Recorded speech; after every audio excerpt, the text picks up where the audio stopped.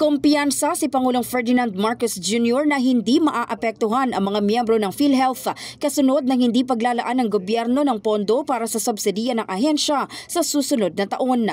Sinabi ng Pangulo na marami pang reserbang pondo ang PhilHealth na nagkakahalaga ng 500 billion pesos habang ang serbisyo ng ahensya na kailangang pondohan sa loob ng isang taon ay hindi raw hihigit sa 100 bilyong piso at ang kanilang expenditure ay higit 100 billion pesos lamang. Sa madaling sabi raw, natitenga lang sa bank account ng PhilHealth ang subsidiya na ibinibigay ng gobyerno.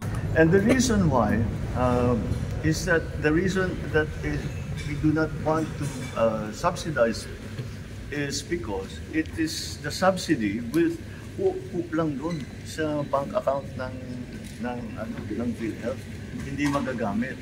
Marami tayong paggagamitan noon. So that's a simple explanation there. Is that they have sufficient funds to carry on. Because ang problema sa PhilHealth, ang problema ngayon sa PhilHealth, hindi tungkol sa pagbigay ng serbisyo, hindi sa pagbigay ng insurance cover. Ang problema, kung titignan ninyo, you look at the reports that are happening, sa dami ng bagong services ng PhilHealth, sa dami ng mga bagong payment na binibigay ng PhilHealth, nababara ang sistema. Ang payo naman ng Pangulo sa PhilHealth para mas mapabilis ang kanilang serbisyo, gawing digital ang sistema ng kanilang operasyon. You can see there are in the provinces, merong mga tao nag-aantay buong araw, yung pilat 200 tao. Nag-aantay, nagka-claim. Yun ang problema sa PhilHealth. The problem is the processing capacity.